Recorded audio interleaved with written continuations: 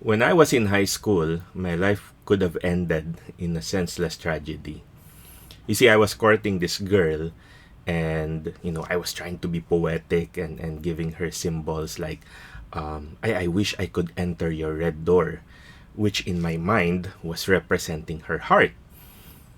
Unfortunately, she really had a red door, and she told me, unfortunately, you can't enter because it's locked. And I thought of that as a sign of rejection.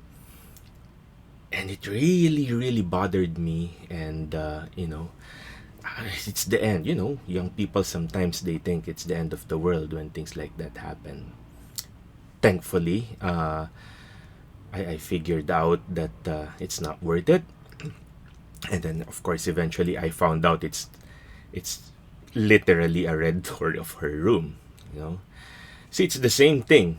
Um, Moses in the past gave to the Israelites statutes, commands, instructions from the Lord.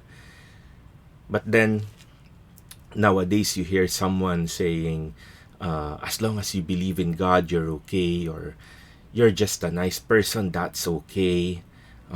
That's enough. But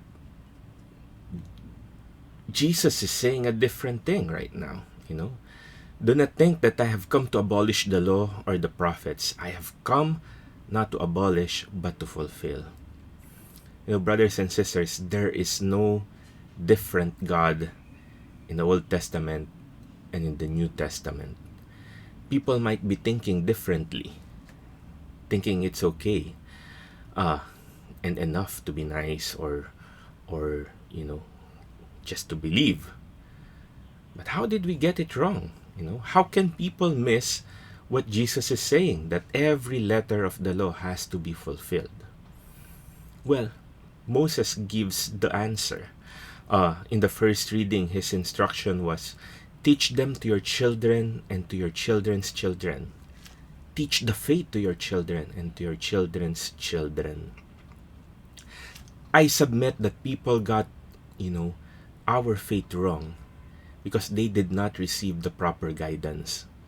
And the lack of guidance, in those instances, people fill gaps with alternatives, however right or wrong, because nature abhors a vacuum.